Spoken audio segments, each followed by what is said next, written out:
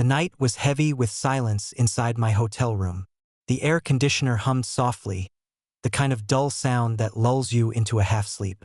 Then it came, the vibration of my phone, loud and insistent against the cheap wooden nightstand. My eyes cracked open. The clock glowed in menacing red, 3:27 a.m.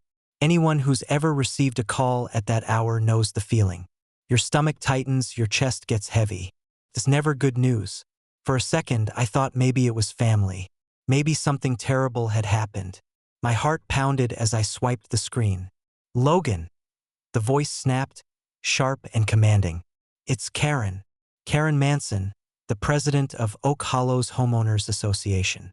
A woman who treated bylaws like holy scripture and carried herself like she ruled a kingdom, not a cul-de-sac. There's a severe weather alert. High winds.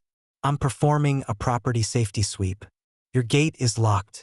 I need you to drive back and open it. Right now. I sat up in disbelief. Karen, I'm 2 hours away. At a conference. I told you last week. Her tone sharpened. The bylaws are clear. Section 4B. In an emergency, the board may access property to mitigate danger. A dead branch could be a liability. You will comply. For a moment, I just stared into the dark, the absurdity sinking in. She wanted me to abandon my trip, check out of my hotel, drive 4 hours round trip, in the dead of night for a branch. No, I said flatly. Check the branch in the morning. If it's dangerous, send me a photo. I'll handle it when I'm back. Her reply was ice cold. This is your final chance, Logan. If you refuse, I cannot be held responsible for what happens next. I hung up, but her words stayed with me, echoing like a threat. And deep down, I knew that's exactly what it was.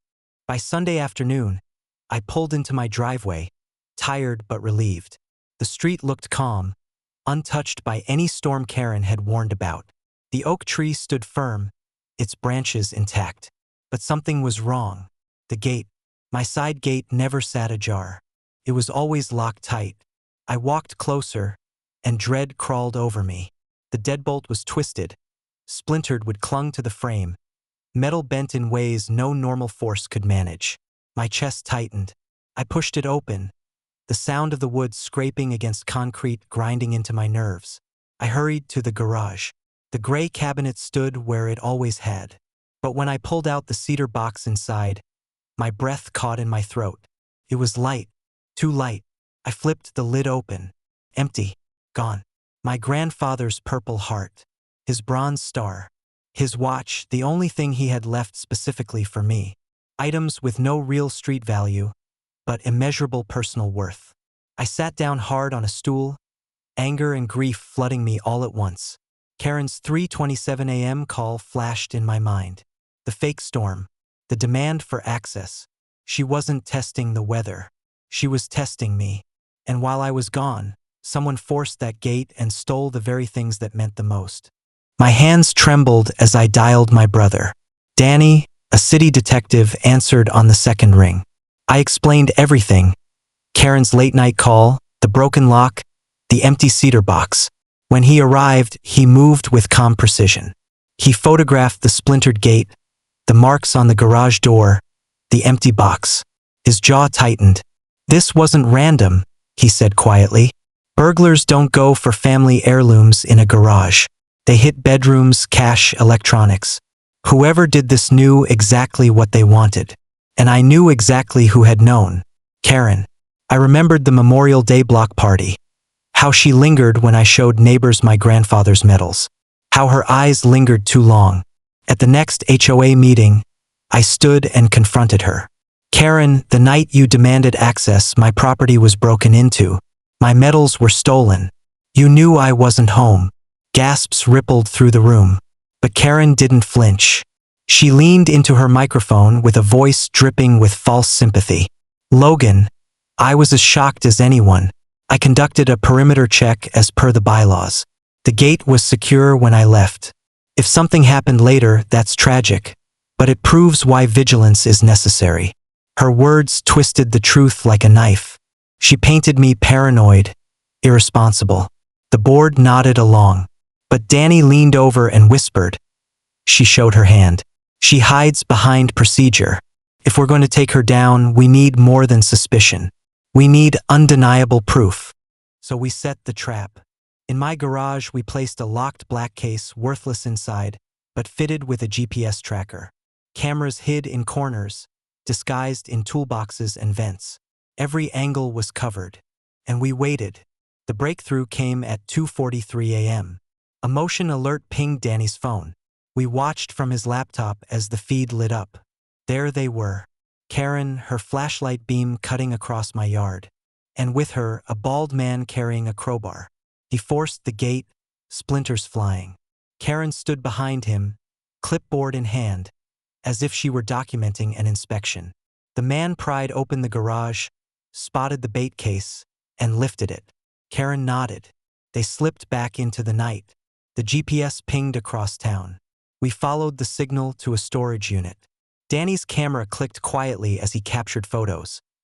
Karen unlocking the unit, her accomplice sliding the stolen case inside. It was all there, the proof we needed.